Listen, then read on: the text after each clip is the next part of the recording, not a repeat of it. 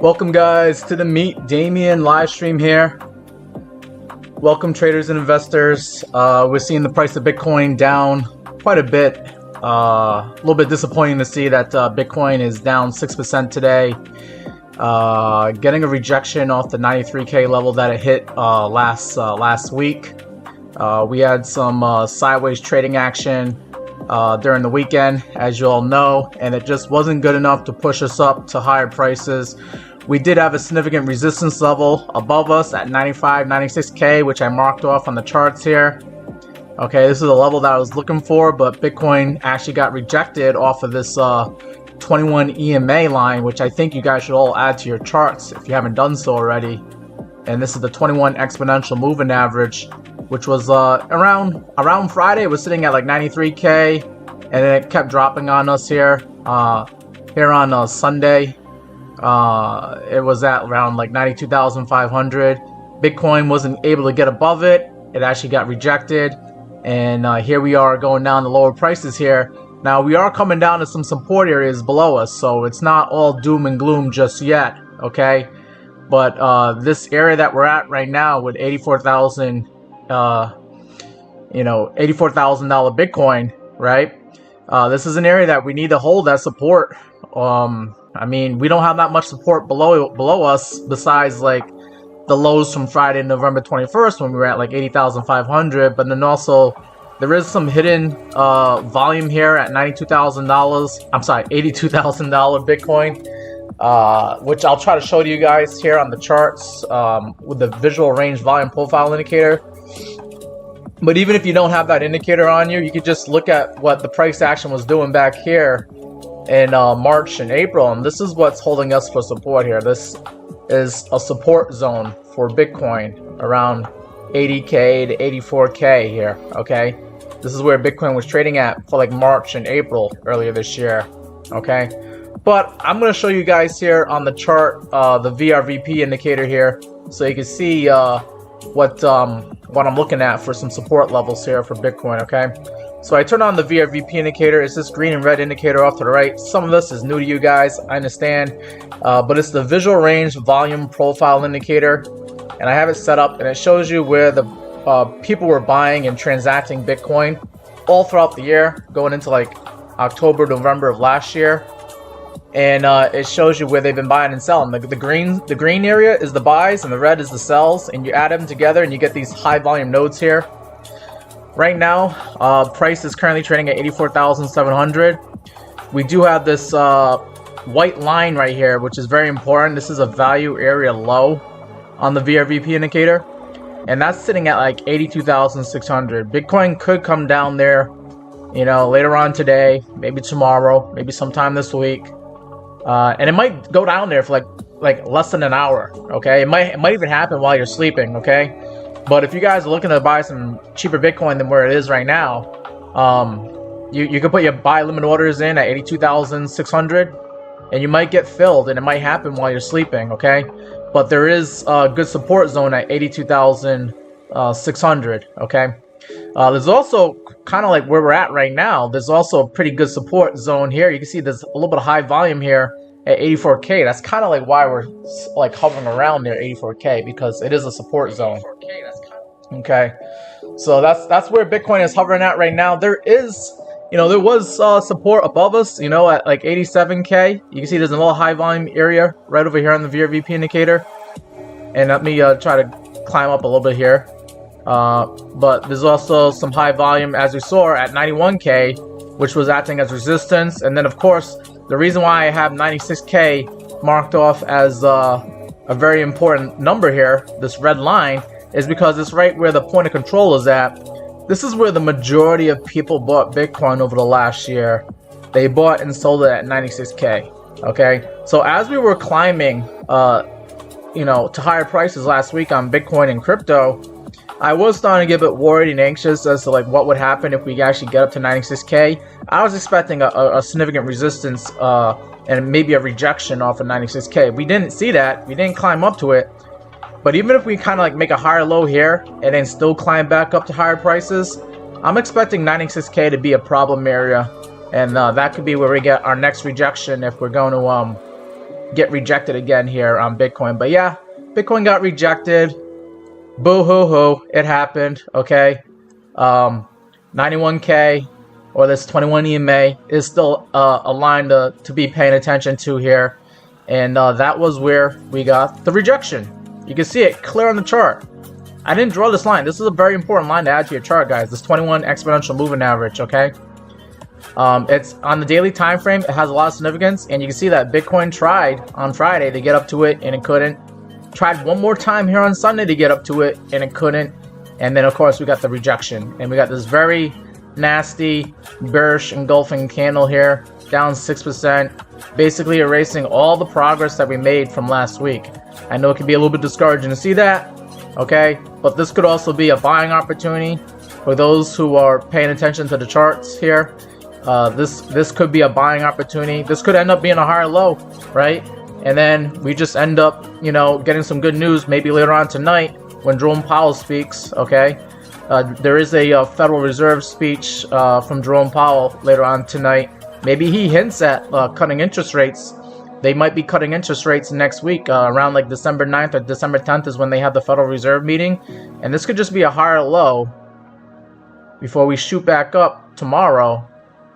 Maybe, maybe we don't go all the way up to where this candle started, but we start making some more, higher lows here and kind of like do a little fake out on the bears who thought like, oh, it's game over for Bitcoin here. Okay. We shall see. We shall see. Okay. But that's just an idea. Okay. I should probably just continue on to see like if this is going to be bearish and if Jerome Powell can't give us, any hopium here for Bitcoin, then yeah, we could go to low prices. And if we go to low prices, I said, right now, 82K is an area to look out for. Okay. But then also the previous lows back here in April when we saw like 74K Bitcoin, that could still be in play. Okay. And let me just zoom out and pull up that VRVP indicator one more time. See if there's any more volume that we can find below us. And right now, the VRVP indicator is showing like right below us. There is a blue line here. This is a point of control.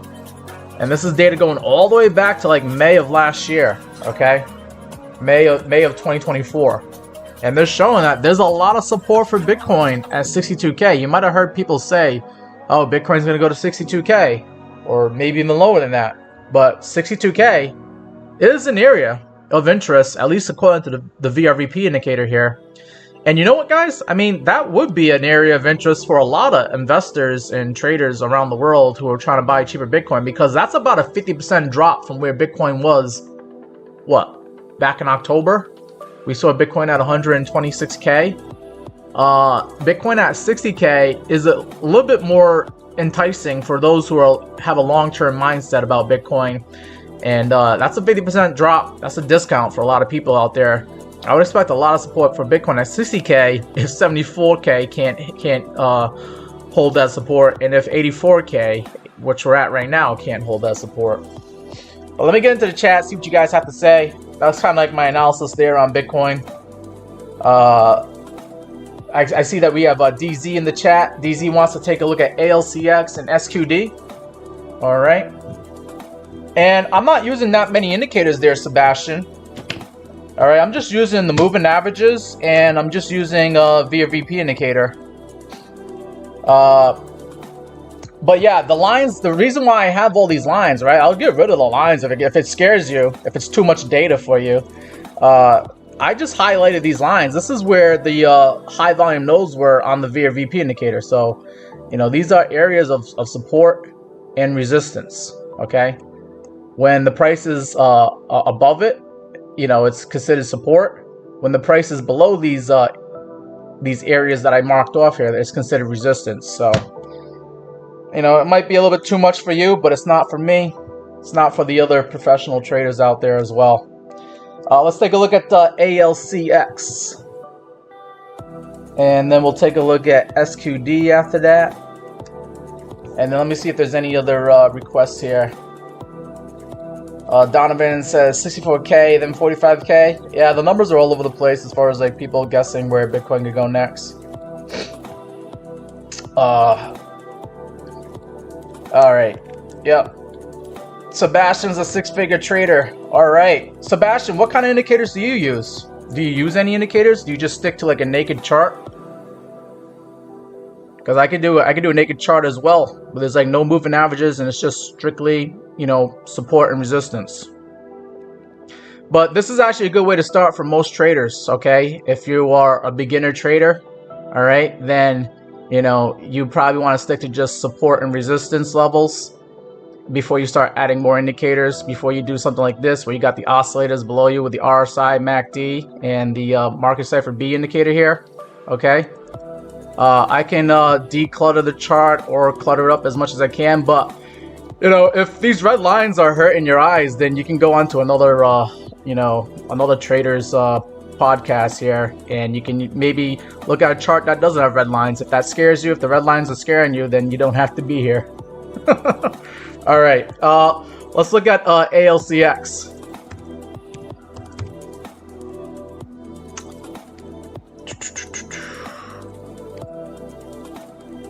All right, we're now looking at ALCX on the daily time frame. This thing is down 10% today, trading at $9.93 right now.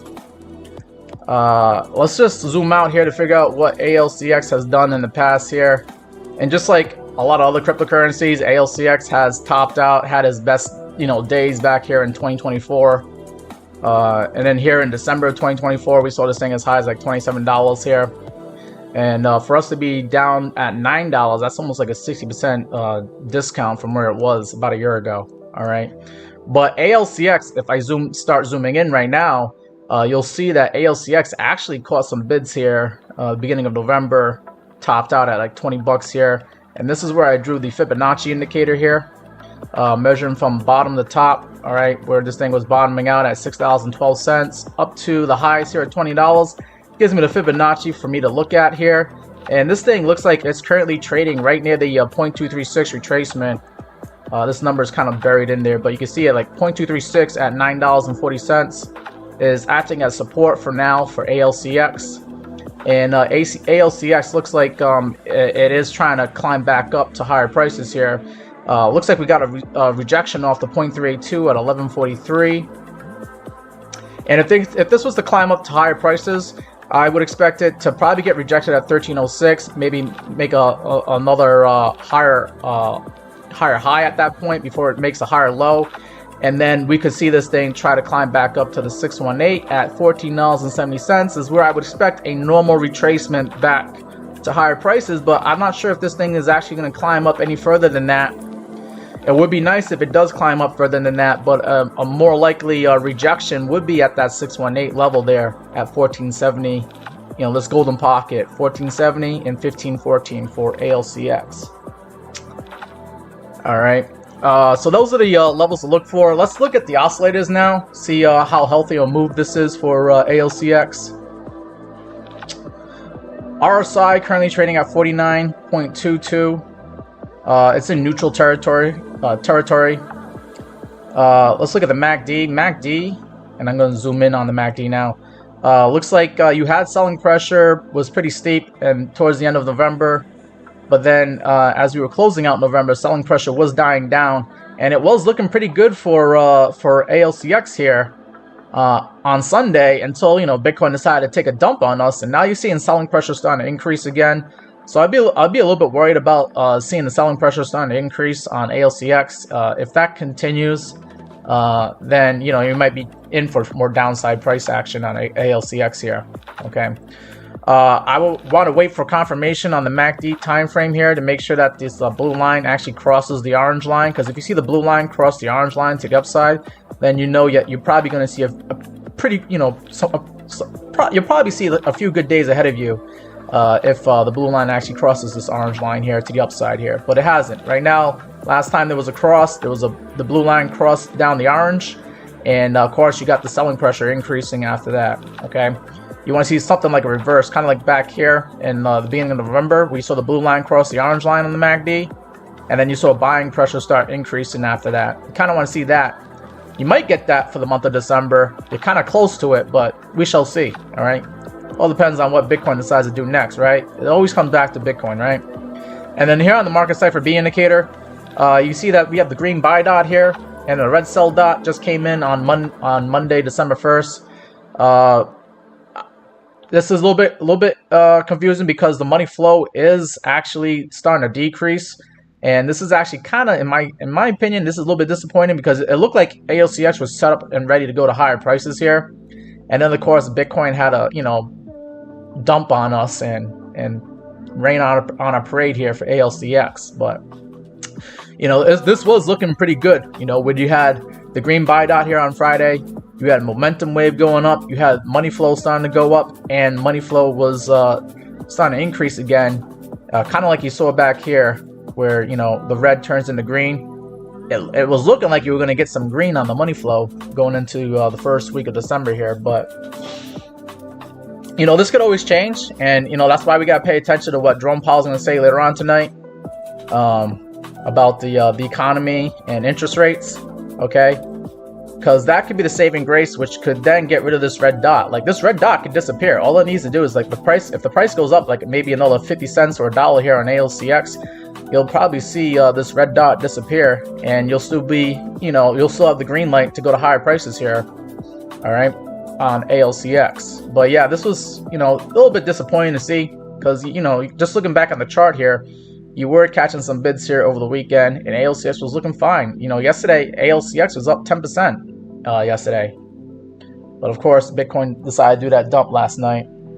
I see we got Darren in the chat. Good to see you, Darren. Darren000 in YouTube. Thank you. Guys, I am doing a YouTube and a TikTok live stream here, multi-stream. If you guys can hit that like button, appreciate that. For my TikTok guys, all you gotta do is double tap on the screen, and that's how you send me the like. And I see Estajin is in the chat. Good to see you, Estajin. Hopefully I'm saying that right.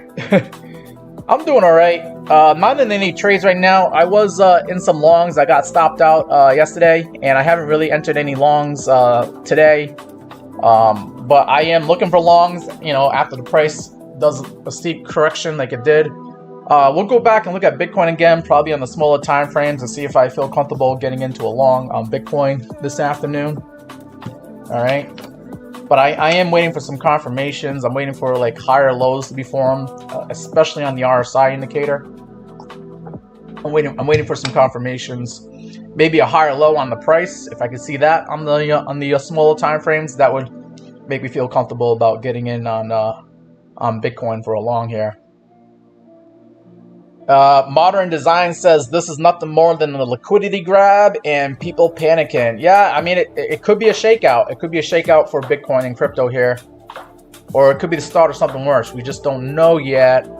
I think we might get a little bit more guidance as to, like, Jerome Powell later on tonight speaking. If he can kind of like ease down people's fears and anxieties, that would be good to see in the market. Because then we could get a bounce back for tomorrow, if that's the case. And then, if we're also we're expecting like a jobs report from ADP on Wednesday. If the jobs report is weak, but not too weak, we don't want it to be too weak, because if it's too weak, then it could mean that we're going into a recession. But if the jobs report is weak, then that could help fuel the fire for an interest rate cut in December and maybe another one in January. Okay, so I think that's what the market's just kind of anxious because it doesn't have any good data to work with. The data that we were expecting, we didn't get for like October jobs report. We got September jobs report, But October jobs report, they're expecting that to be what, released after the Federal Reserve meets. So like the Federal Reserve is meeting next week, and then they're going to release the jobs report after that on the 3rd week of December. This is a jobs report that should have been released last month, but they're going to release it this month, and they're going to release it towards the end of the month. Like it's messing up the markets, in my opinion here. What do I think Powell's going to say tonight?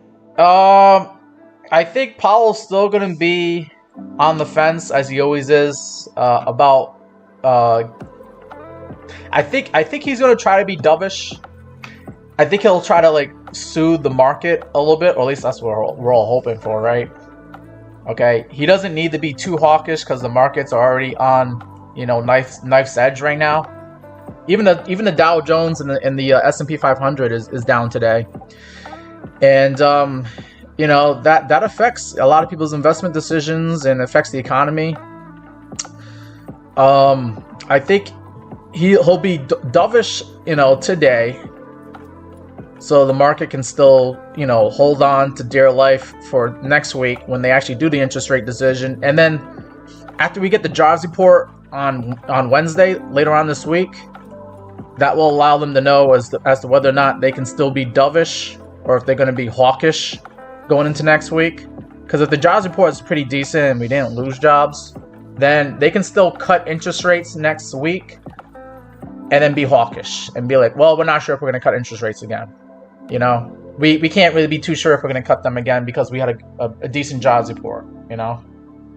So I think the play is for them to be dovish because there's no need to be hawkish. I feel like there's already pain out there in the economy, and they don't need to put more pain or uncertainty into the markets. And then they can you know, they can be nice to us next week and give us the interest rate cut and then say that's it, that's all you're gonna get. Or like they don't have to say that's all you're gonna get, but they could be like, don't expect more, you know. And then I think the markets will be all right with that.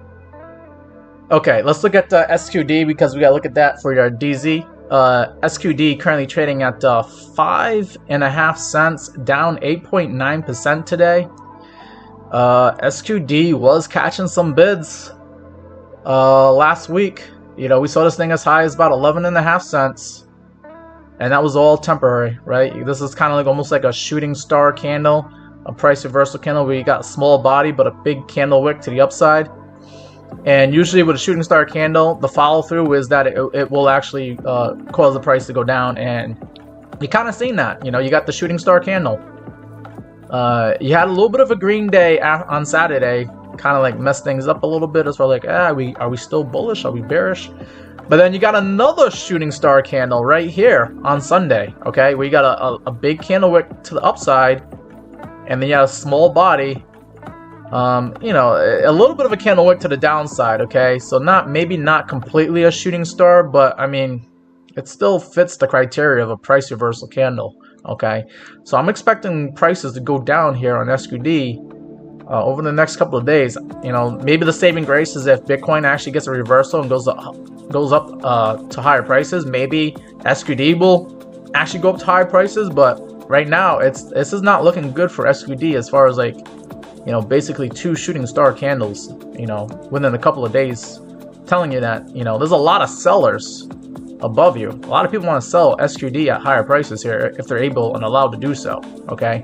So you got to get past these candle wicks here, where there's a lot of liquidity to the upside for sellers to come in and try to push this thing down to lower prices. And on top of that, SQD is already in a downtrend, okay? We've seen SQD in a downtrend. Let me get rid of this previous chart work. But it's been in a downtrend ever since like we'll say ever since June of 2025. You know, a little bit of topping action here in May, but you've been making lower high, lower lows. I don't know where you caught bids. I'm not sure what this was all about here in September. Maybe because Bitcoin was trying to climb up to $126,000 here. You might have caught some bids here on SQD. But then after that, I mean, once again, you know, consistently bleeding down to lower highs and lower lows and making like lower lows than like like we had the lowest lows back here in February where this thing was trading at like what, 4.5 cents, and I believe we went lower than that here in November, where we went down to 0.04, you know, basically 4.5 pennies, but a little bit lower than what we did here in February. So that's no bueno. Okay, for you to make lower lows like that. The only saving grace is that you're at the lows for the year. Okay, and this is a relatively new coin. It's only been out for about a year. Okay, as far as I can see on the charts here. But as far as SQD goes, I don't know. I mean, I'm gonna have to draw a Fibonacci now. Let's see. I'm gonna go from the bottom to the top here, and it's gonna give me some fib extension levels to look for. Now, I went bottom to top here because I want to see how much lower it could go with the fib extension levels to below us here. And you got a 1272 fib extension that says that this thing could come down to 2.5 cents, roughly about 0.026 pennies there. Okay, so mark that on your chart. That could be a reasonable level for this thing to go down to, and that's about that's roughly a 50% discount from where you are right now. This thing could drop another 50%. DZ, just keep that in mind. Okay.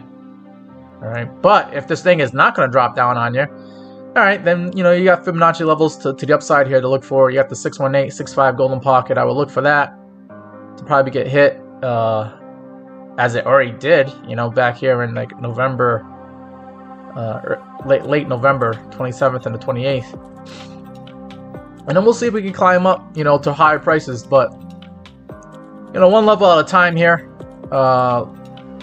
We'll see if this thing actually starts catching the bids here. All right, but let me look at the oscillators here, see if there's anything good going on in Market Cipher B.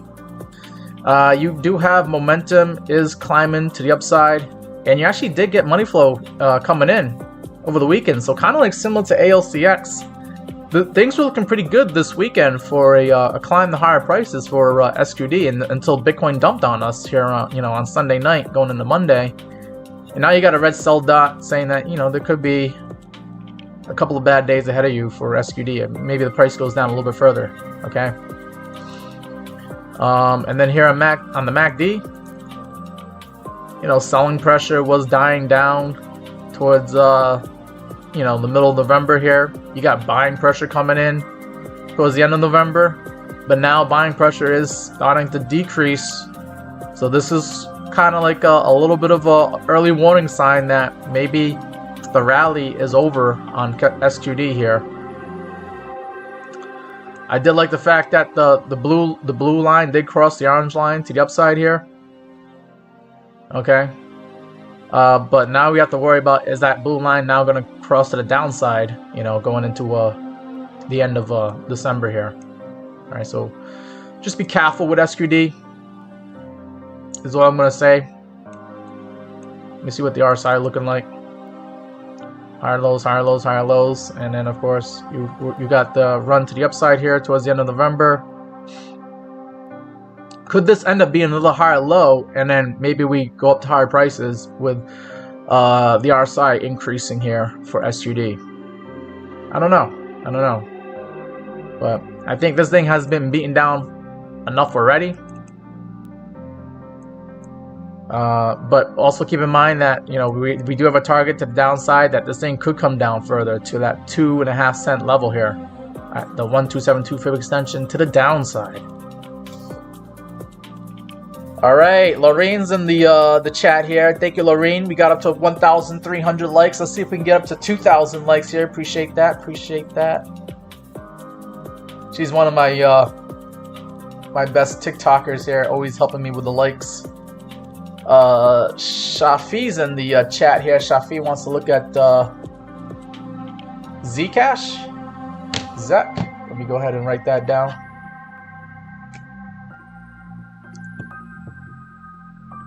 At some point, I want to take a look at Bitcoin, see if Bitcoin is doing all right on the smaller time frames here.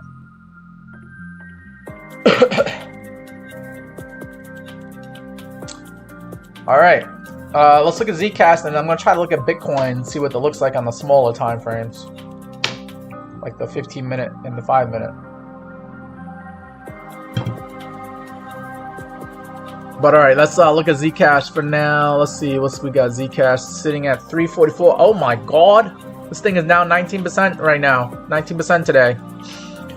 Zcash was the talk of the town all throughout the fall here, where it was starting cashing bids towards the end of September. This thing was trading at like 74 bucks here. I mean, we're still up. We still have nice upside here. We're up like we went up to 343 bucks.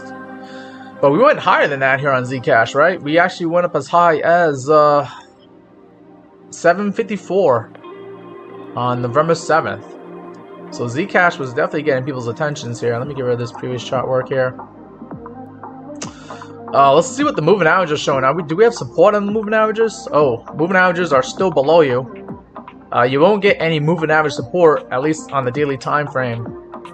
The 50-day moving average is sitting at 257. That could be an area that you would expect to get some support here for Zcash, and it's also an area where we were trading at sideways here in October. So I would expect 250 to at least put up a fight here. Let me pull up the VRVP indicator here, see what the VRVP indicator is showing for high volume nodes here.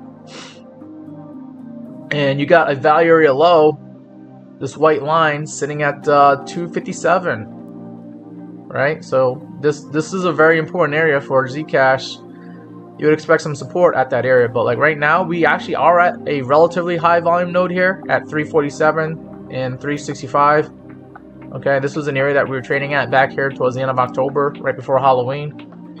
I think that's where Zcash is settling for right now. But as I start to zoom out here a little bit, you can see that, yeah, this is the VRVP indicator off to the right. You got the value area high at like this white line at 740. You get the value area low at around 257.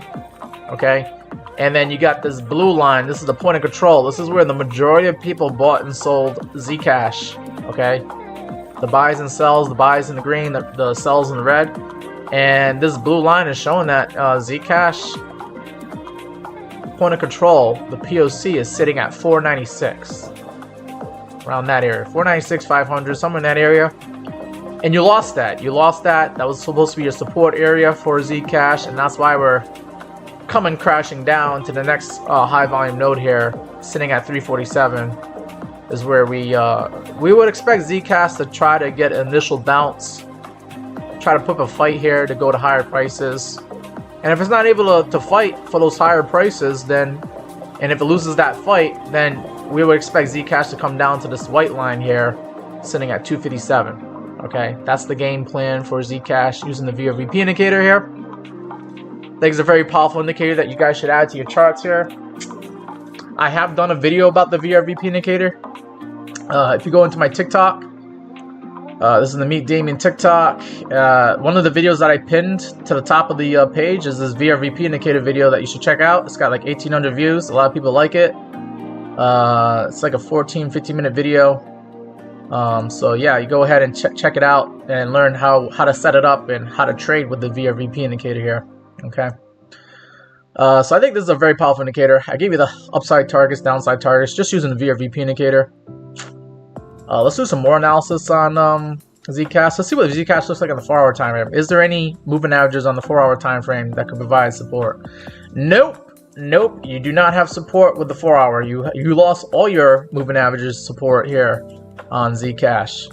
On the 4-hour time frame, if Zcash starts catching some bids, this 21 EMA on the 4-hour time frame could act as resistance, and that's sitting at 430 bucks. So if Zcash does catch a bounce here, I would probably plan on taking profit at the 21 EMA at 430 bucks here as a quick, day trade or swing trade take profit target.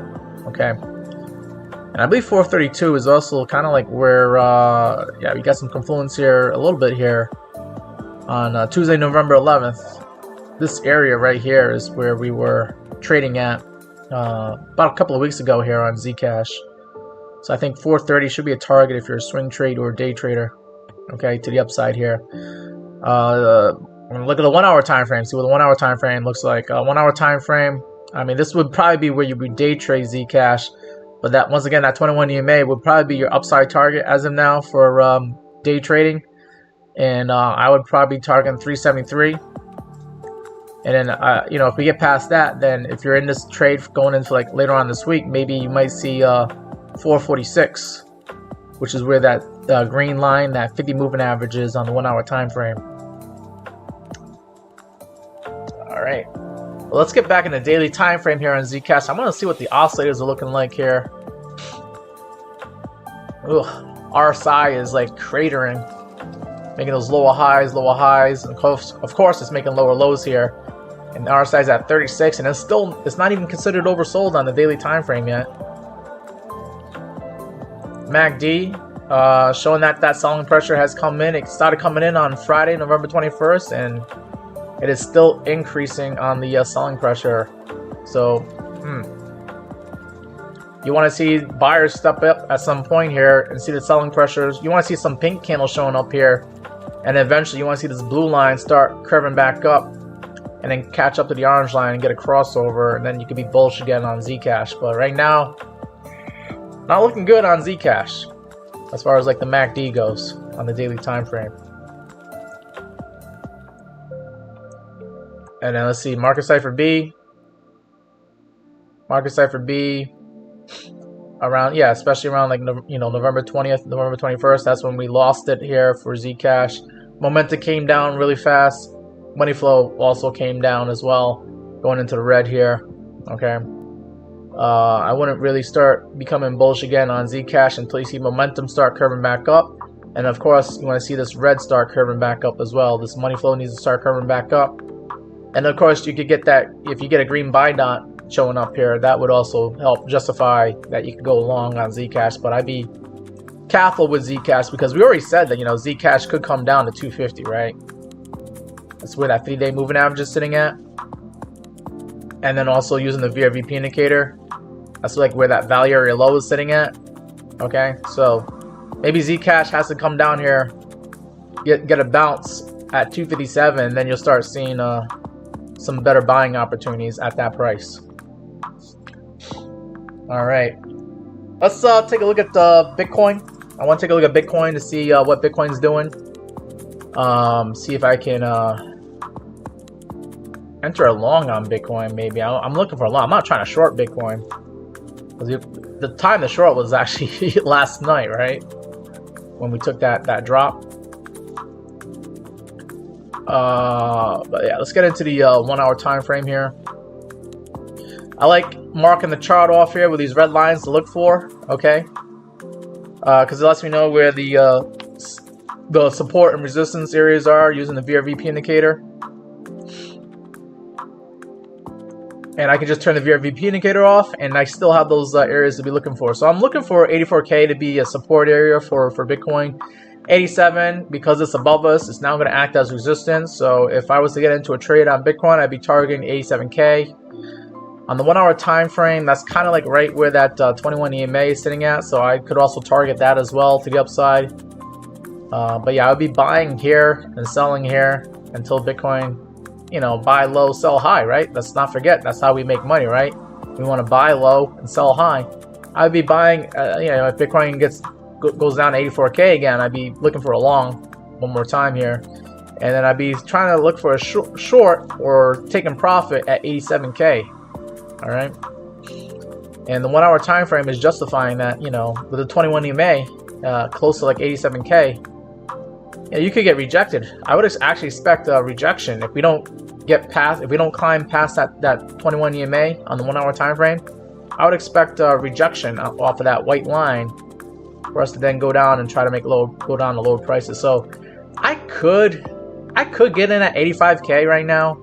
Maybe do a low leverage long on Bitcoin, of course, especially with the volatility that we got today.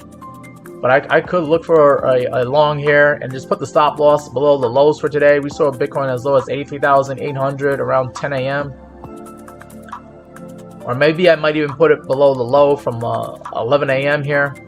Somewhere below, you know, right around here. Because I know there is buyers showing up on the with these candle wicks to the downside. We didn't close at these areas.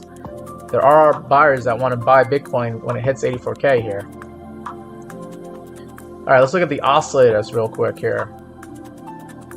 I want to see some progress being made where we're making higher lows on the RSI. So let me go ahead and get into that. we are making higher lows here on the RSI. So I would feel more comfortable getting into a long, especially after being oversold like we saw on Sunday night. Where on the 1 hour time frame, we saw the RSI get as low as like 14.6. But then over here, this morning at 7 a.m., we saw the RSI at 22.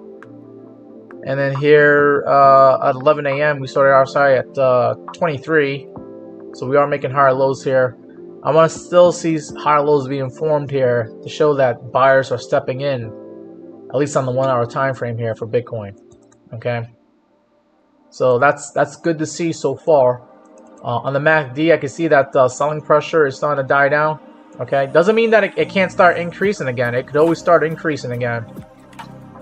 But I guess the confirmation signal that I would like to look for is to see this blue line cross the orange line to the upside. If that blue line can cross the orange line to the upside, then that probably means we might start seeing higher prices here, and we might see buying pressure showing up where we can get some green candles on the MACD on the 1 hour time frame. Kind of like you saw here back here on Saturday and Sunday, where Bitcoin was slowly creeping up a little bit, but not enough to get anybody excited here. Alright, but yeah, I want to start seeing the blue line cross the orange line to the upside, okay? As a confirmation signal that it's okay to get into Bitcoin for a long here, okay? And then here on the 1 hour time frame with the market cipher B indicator, you can see that we do have an emoji here that says we bottom out just now at like 12 o'clock Eastern time. You get the green buy dot showing up, so you know this is probably more significant than seeing the other green buy dot here, which didn't have that signal. All right, and there was another green buy dot here, but you can see that we had a red sell dot come in. You know, we had a green buy dot around 1 a.m. this morning, but then the red sell dot came in at 6 a.m. Probably when traders and investors woke up this morning and they saw Bitcoin down as far as it was, they decided to just sell it down some more here. Okay, money flow. This red here is starting to increase to the upside. However, I don't like this. Like this, we were going up in a pretty steady fashion here, and then around like 9 or 10 a.m., money flow started decreasing again. Probably when Wall Street opened up for business here. They opened up around like 9:30 a.m. Eastern time. So the Bitcoin ETFs probably came in and clicked the sell button as well, and that's why money flow started decreasing again here, where we were curving up, and now we're just going sideways here because the ETFs are selling right now. At least that's how I interpret the charts here. At least that's what I've been noticing over the last couple of years now, with the ETF being a factor here in the Bitcoin price, the Bitcoin ETFs.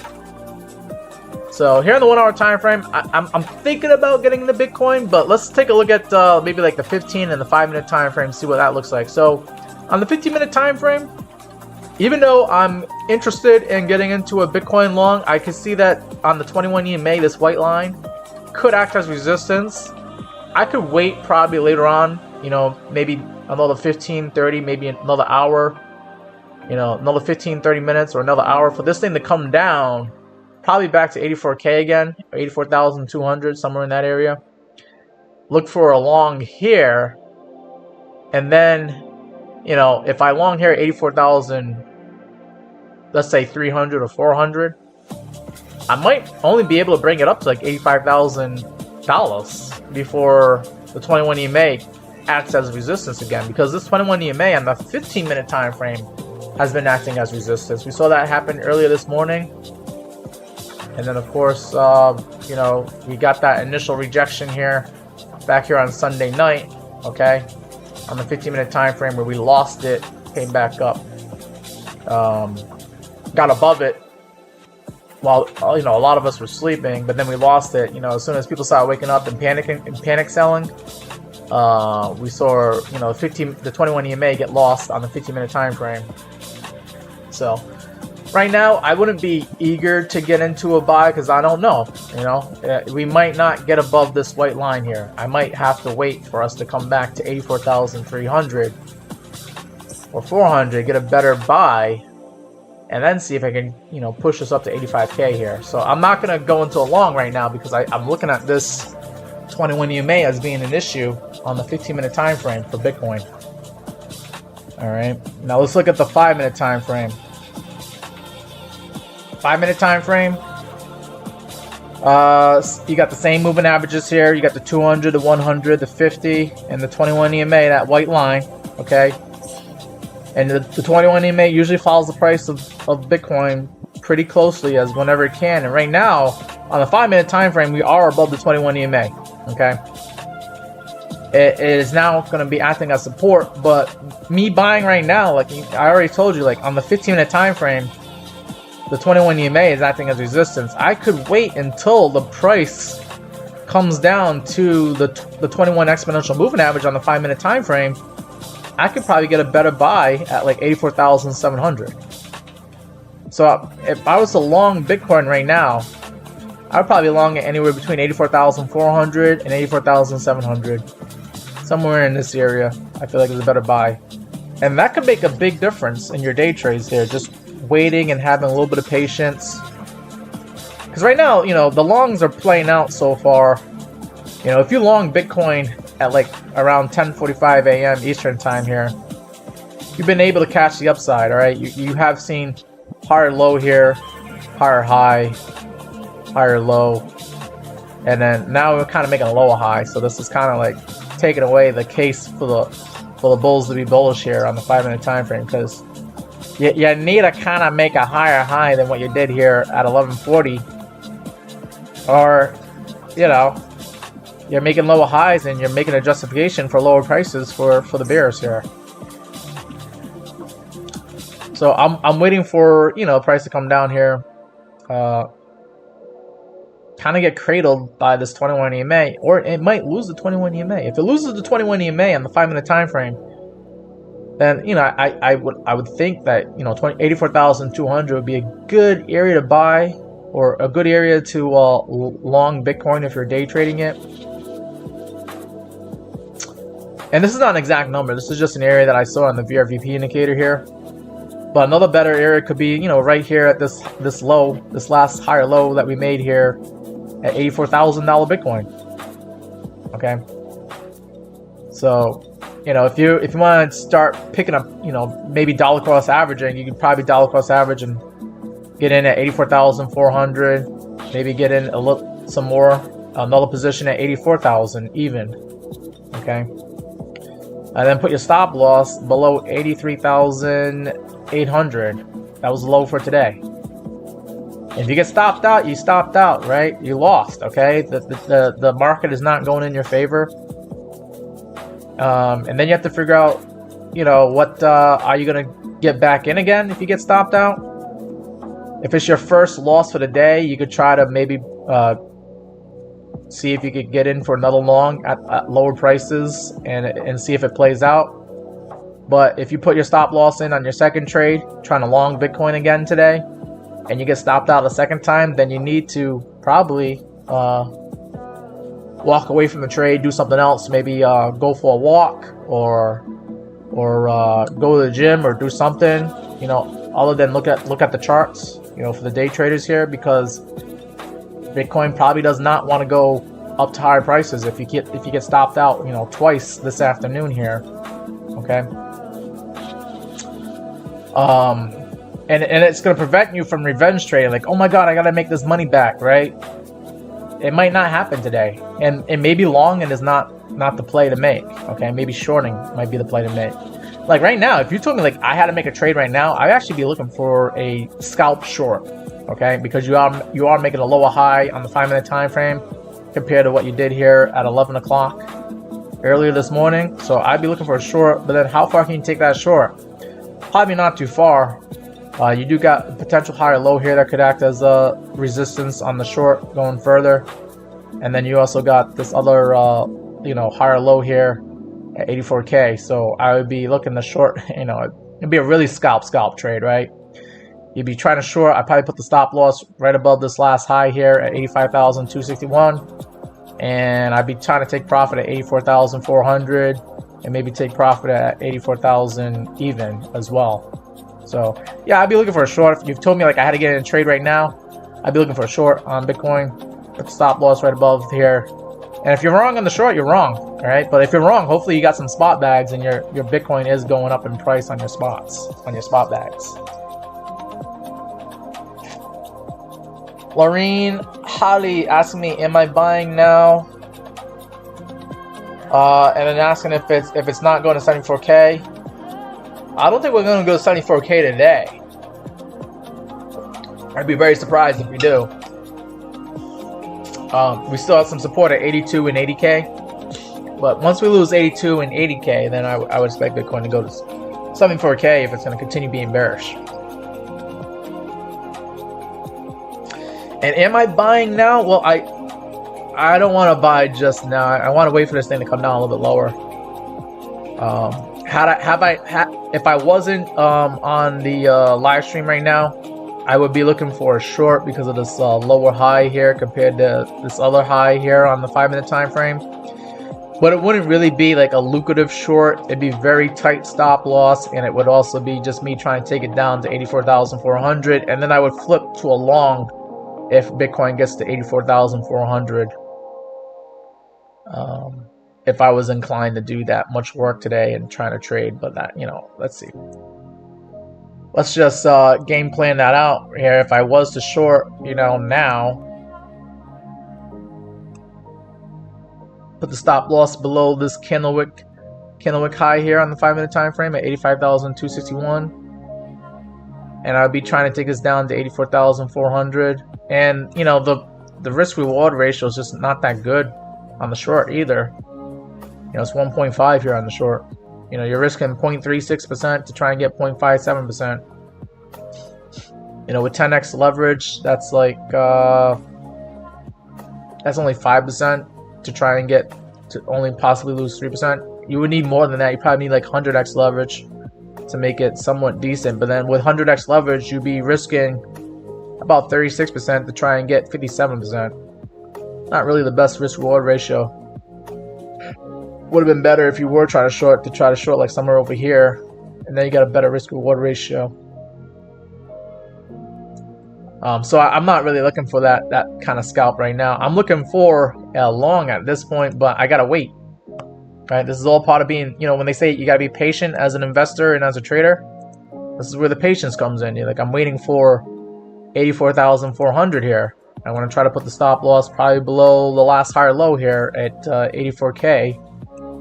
Right, and then on the 5-minute time frame, you know, I would see, you know, if Bitcoin can get up to that 200 moving average, that'd be my reward. Is going to be somewhere over there at 86K, right? And now I'm risking, right? I'm risking a 0.5%, but I'm trying to get, you know, 1.9%, and my risk reward ratio is 3.6.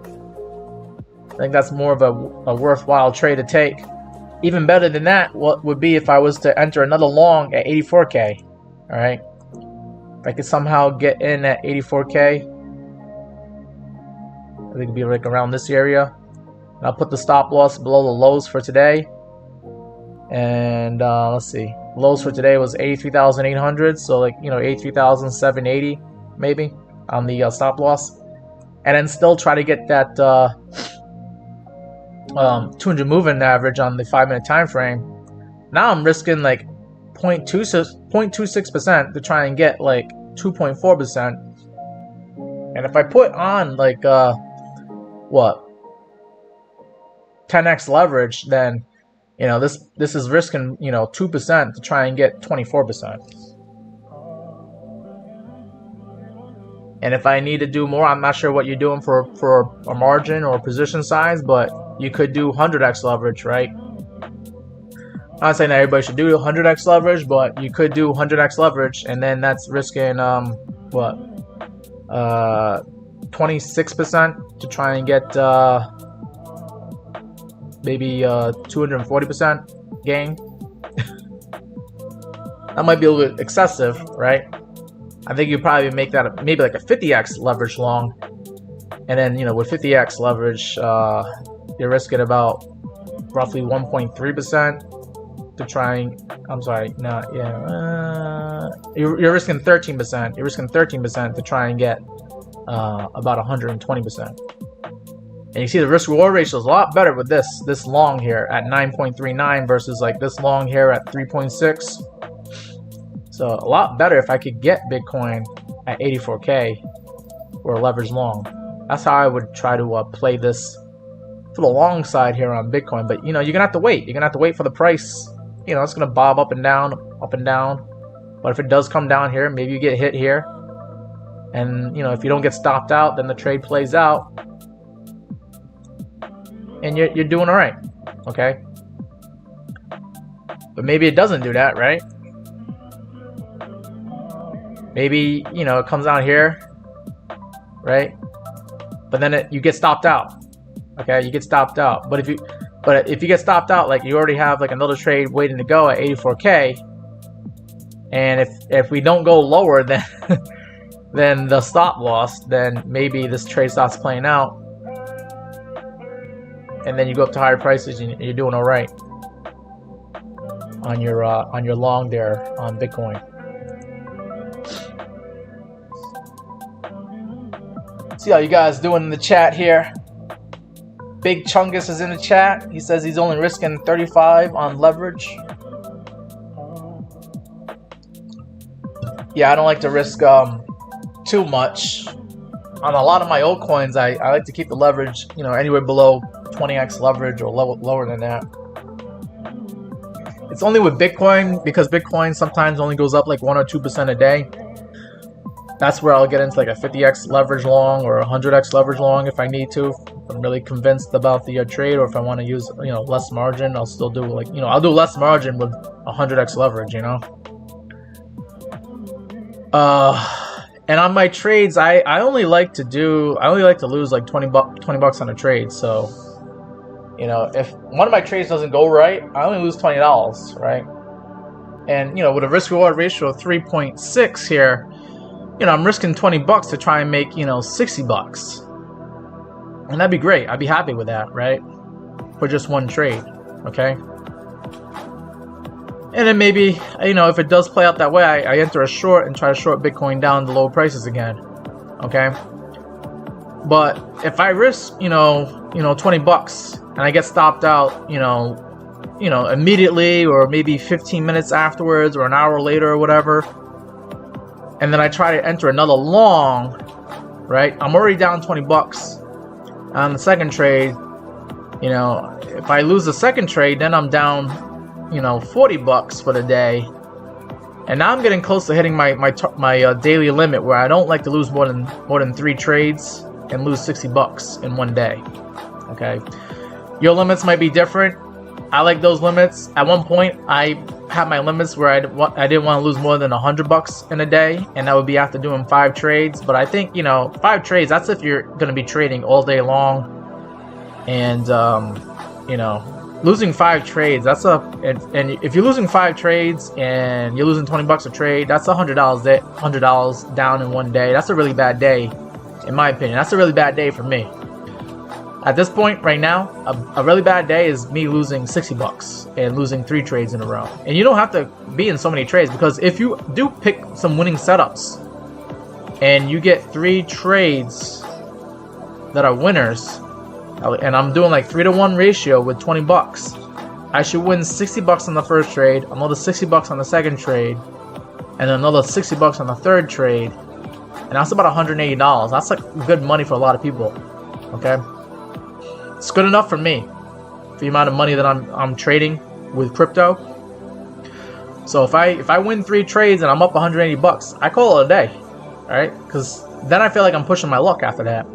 I could trade again and maybe win a 4th trade and be up 240 bucks for the day. But, you know, the chances of that happening start decreasing, and you're more likely to probably lose a trade, especially if you keep betting in the same direction. That's going to keep going long. Eventually, the price will drop, and, you know, a short will probably be a better trade at that point, if you want to continue winning. All right, thank you, Lorraine, for liking the live. We got 8,800 likes here on TikTok. Appreciate that. And thank you guys here on YouTube as well. Don't forget to hit that like button. Let's see if we get the likes to match the amount of people that are in the live stream at this point.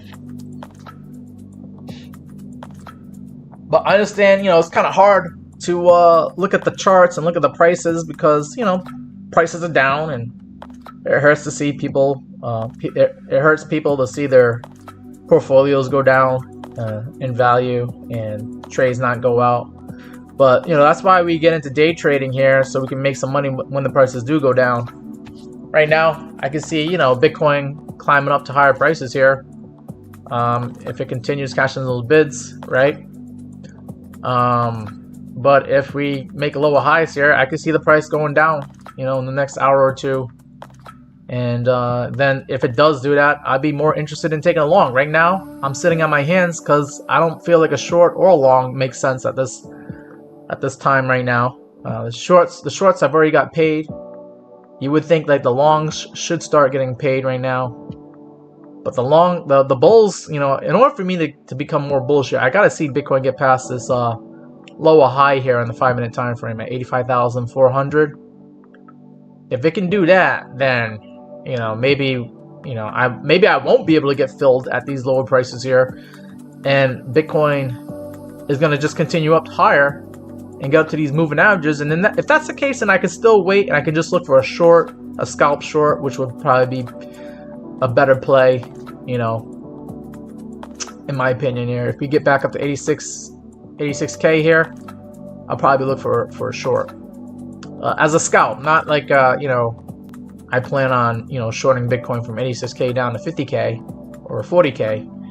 I mean, I could, but I would have to put my stop loss really, really loose because, you know, we could climb up to like 90K or 92K all over again, and this could be a fake out and a shakeout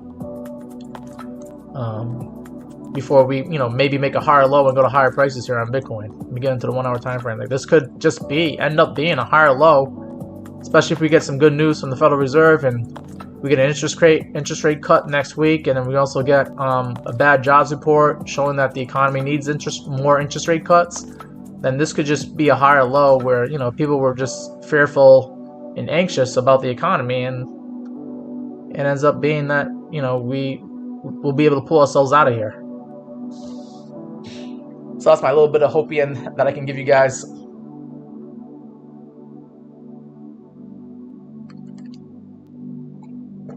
But let's see, we've been live for almost about an hour right now. I don't have any more requests here. Is there any more requests? If not, I mean, I do have some things I need to do this afternoon. I have to get one of my cars. I need to bring it to the mechanic, oil change, and replace the headlight bulb, that sort of stuff. And yeah, I do have some things I need to do today. Bitcoin climbing up a little bit, 85,100. All right, Lorraine wants to take a look at Tesla. Let me get back into that 5-minute time frame here for Bitcoin. Are we climbing up? Oh, well, we got to get above 85,400. I remember that being the case here. Yeah, get above 85,436, and I think Bitcoin could continue climbing up higher than that. But yeah, let's look at Tesla for Lorraine. First stock request of the day. I can't look at stocks as well as, you know, crypto. As long as I can pull up on the charts, I can chart it. All right, let's get into the daily time frame here.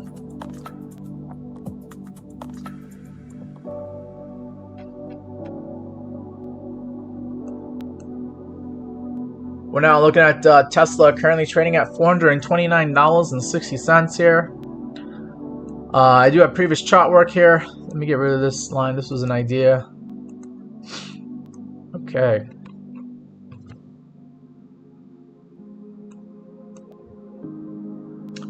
I have charted with a Fibonacci that we saw Tesla get up as high as like 474 on November 3rd here. And I pulled this fib all the way down to like the 298 level here, which is where Tesla was trading at on August 1st, roughly. And it looks like Tesla is slightly bullish, a lot more bullish than some of these cryptos, I'll tell you that, right? You got a bounce. Looks like you kind of came down to the 50-day simple moving average, this green line, but not really. You kind of front ran it a little bit. And not only did you front ran it, you kind of did like a double bottom here. on November 21st and November 14th here. And the double bottom is now playing out to the upside. Right now, Tesla is currently at this 786 retracement level at 433 bucks, acting as resistance. You can see that the traders are actually respecting this thing to the T here, where we got up to like 432 last Friday, and then here we got to 433.66, and you can see that, right? Fibonacci is playing out here, okay? So I'm expecting 433 to be resistance level until it's no longer considered resistance, and if you can just climb above it and use it as support, then you can probably launch your way up to higher prices here at 470 for Tesla. That'll be the next target, because that's, we were at 474 on November 3rd and 470 here on October 2nd. So I think that is your upside price target for Tesla if you are continuing to be bullish. Now, if you're going to be bearish here on Tesla, right, we could revisit the golden pocket here at 618 at 404 for Tesla. And if you lose that level, then you do have the 50-day moving average sitting at 387, which is right above the 0.5 retracement at 384. There's some confluence here, what I would expect, 384 to be a better area to buy Tesla if you can, but I would expect that to act as support, because you got the Fibonacci and you also got the 50 moving average showing that it should be support. This should be support area for Tesla at that level, okay? And then you also got the double bottoms, because the double bottoms are coming in at 382 and 383. So a lot of support here for Tesla at 380, 384 roughly, okay? And if Tesla's able to climb up to higher prices here, and we go a little bit higher, we do got a 1272 Fibonacci extension level sitting at 517. Okay, 517 is your level to be looking for a higher high on Tesla. And would that be higher than? Would it be an all-time high? Let's see. We see a Tesla trading as high as like 488 December of 2024. No, I think that would be a new all-time high for Tesla. I don't think Tesla's ever been that high. Yeah. So 517 for now. And then who knows? Maybe 576 later on in the future. I think you would need to get some more good earnings here. Last earnings report for Tesla came in October 22nd here. And you were expecting to make earnings per share of 55 cents, and it came in at 50 cents, so it was a little bit of negative surprise there. That's probably why the price of Tesla came down for like November here. Your next earnings report is going to be January 28th, where you're expected to earn about 44 cents per share on revenue of $25 billion. Okay, so hopefully that is a better earnings report, which would then lead Tesla to go up to higher prices. But if they're lowering interest rates, and if there's talks about lowering interest rates again, that could actually cause Tesla stock to go up as well. Okay, if they only lower interest rates next week, and then they say that, oh well, don't expect any more interest rate cuts, going forward, unless the data shows it, then Tesla might top out at 470, or it might top out right where it is right now before making a lower high again. Okay, or we could get a bad jobs report on Wednesday. I'm sorry, not. We could get a jobs report that shows that there are jobs being made, and then they don't cut interest rates next week, and then that would probably send us to lower prices here on Tesla as well. So we shall see. We shall see. Lorraine wants me to start a Uber business with Tesla. I think Tesla's already trying to do that with their robo-taxi, right? They're already trying to do something like that, and I think they might try to partner with like Lyft or Uber, and they wouldn't even have to like find the customers, because the customers are already there. If they partner with like Lyft, Lyft already has the customers, and then Tesla has the cars. So I think Other people already thought about that, Lorraine. But yeah, you know, who knows? Maybe they might open it up to like small business guys like myself, where you know we could buy cars and then maintain them. You know, make sure that the operation is running smoothly, and yeah, because you know if they do the robo taxis, someone needs to maintain the cars, right? Think about it. You know, with Uber, if someone throws up in the car, who's going to clean it if there's no driver? They're going to have a maintenance person, right? Lorraine said I could rent them out for sure. Yeah. Yeah. Yeah, because then I could have the car, you know, if I was to rent them out, I could have the car go to the car wash. I wouldn't have to drive it to the car wash, right? It could go wash itself. That would be pretty interesting to see if that happens in the future. Tesla is the future because they are working on those driverless cars. And electric cars too.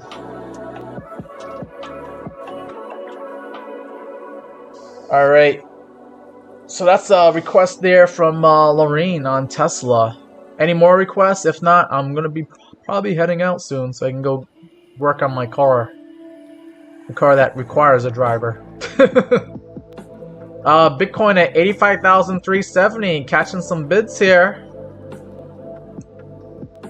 So it looks like I'm missing out on the long, you know, that I wanted to get into because the price is climbing up. We'll see if we get up past 85,500 here. Oh wow, we actually went up higher. Oh, never mind. Let me get back in this 5-minute time frame. Alright, so we were looking at the 5-minute time frame, and we saw the price of Bitcoin actually go to 85,500 while I was looking at Tesla, and it got above 85,400. So this is looking so far so good for Bitcoin. And yeah, I'm not in the long, so I missed out on this long.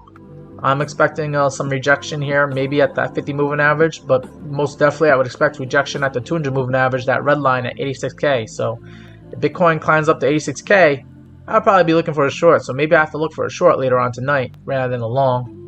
Okay, that's just gonna be how I make money. Okay, maybe you already long Bitcoin and you're making money, and kudos to you if you're making money on your Bitcoin long. But because I didn't show up early enough to take the trade, I'm not gonna take the trade now because I don't know how much more upside there is, and maybe Bitcoin might go up another 400, 500 bucks. But then it could also drop down another 400, 500 bucks. I don't want a 50-50 trade. I don't want my risk-reward ratio to be 1, where I'm risking just as much as I'm gonna make. Okay, I'm gonna wait until we get up to higher prices here to see if I can take a short. And if that's the case, it'll have to look something like this. You know, I'll just give you an idea. If I was to short Bitcoin later on today, later on this afternoon or evening, I'd probably short it at that 200 moving average at 86K.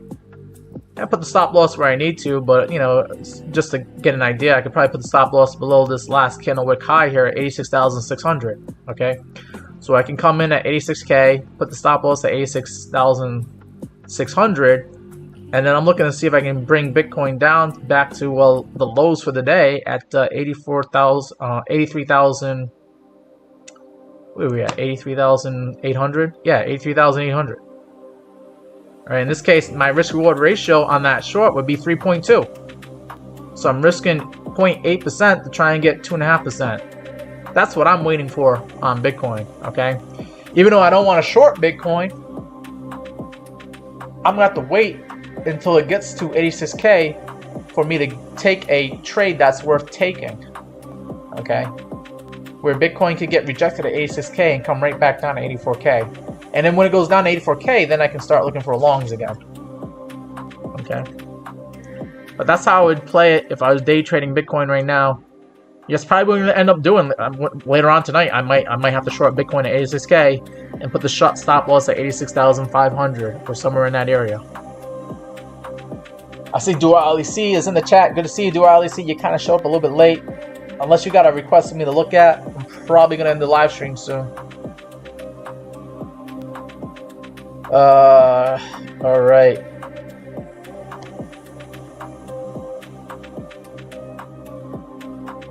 But yeah, let's get back into the daily time frame here for Bitcoin.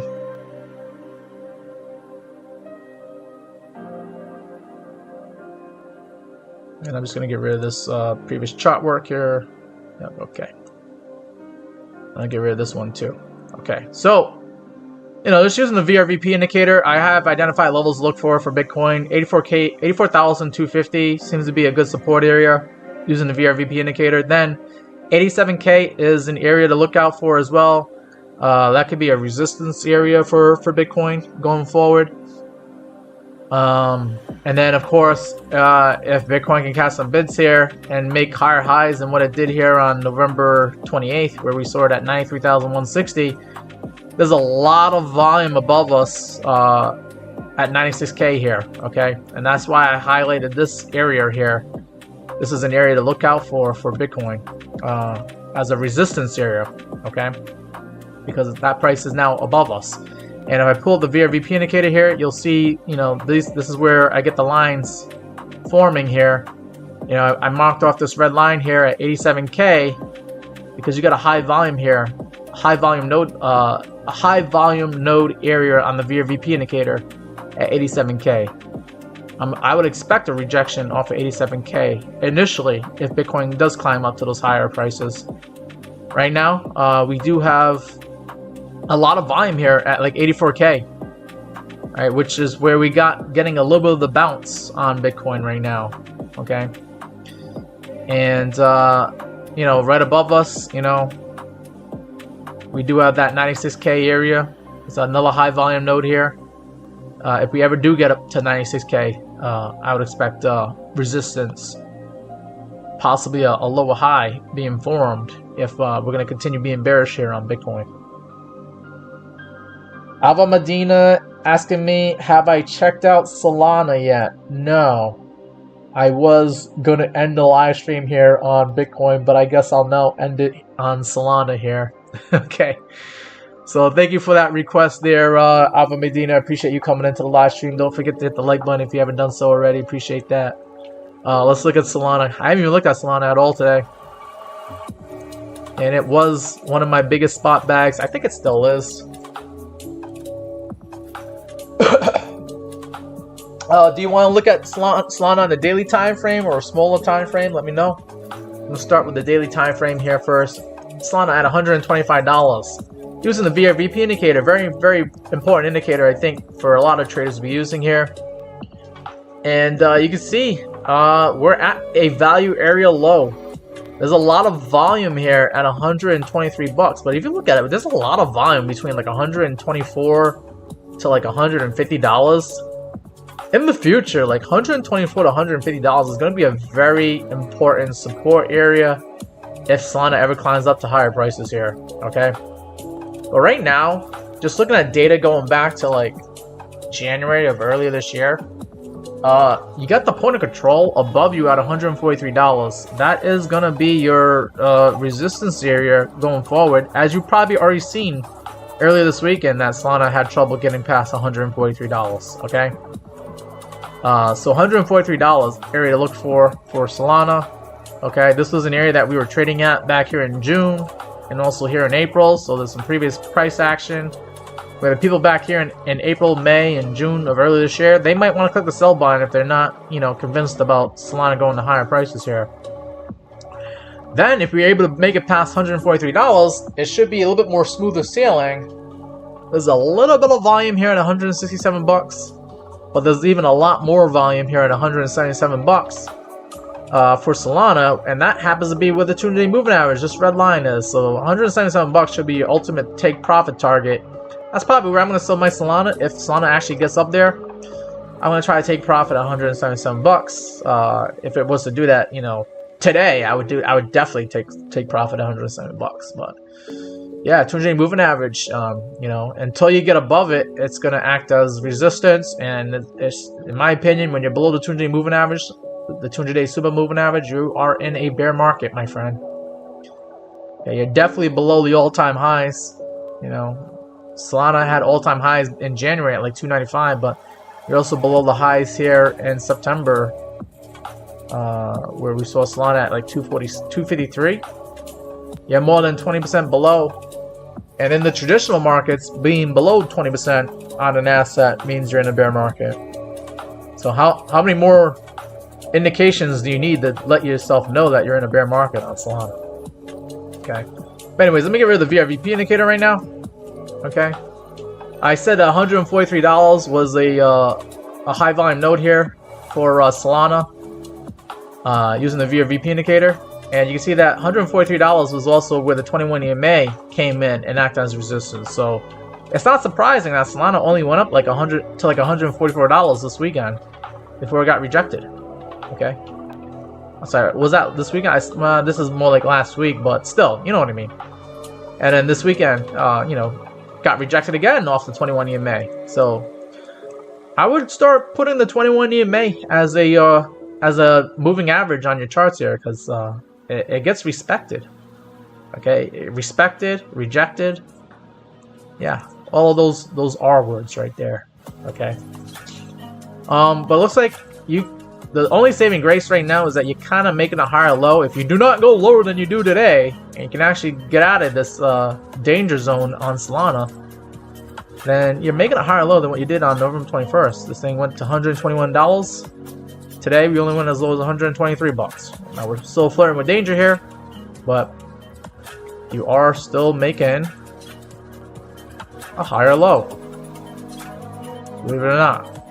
Okay, and that's going to frustrate the bears. The bears can't push it lower than what we've done already. And let's see, is there any bullish divergence, hidden bullish divergence? Let's see. Let me bring up this RSI indicator here, see if there's anything showing up on the chart on the RSI.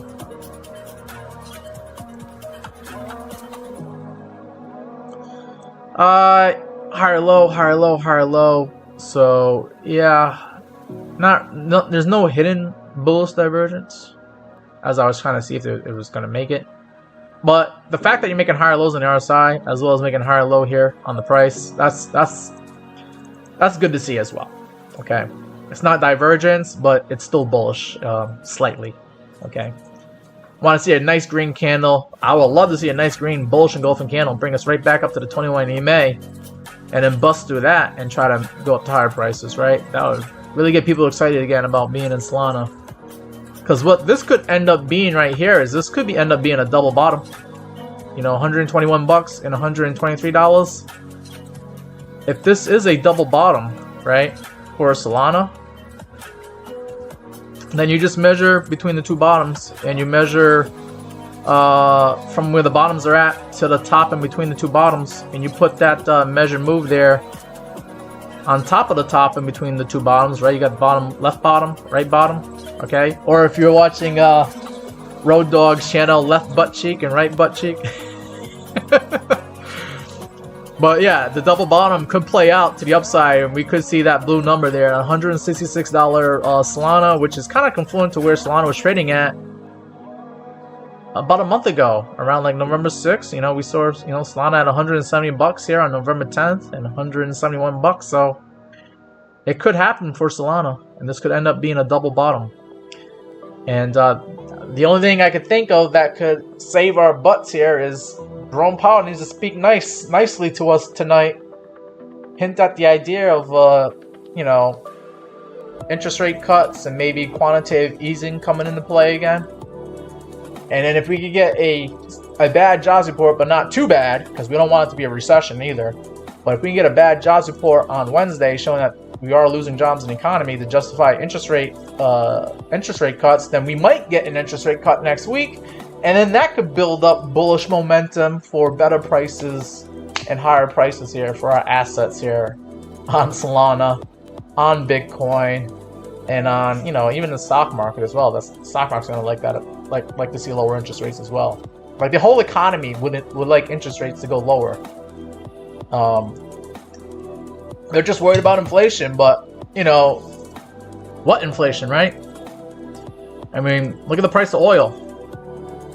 If I can find that real quick here on my whoa, what'd I do with oil? There it is. Okay, if I can find it right here, like the price of oil trading at $59 a barrel. You know, oil doesn't seem to be too high. It's actually been going down ever since July and June. Price of oil has been trending downward. So we're not getting inflation from oil.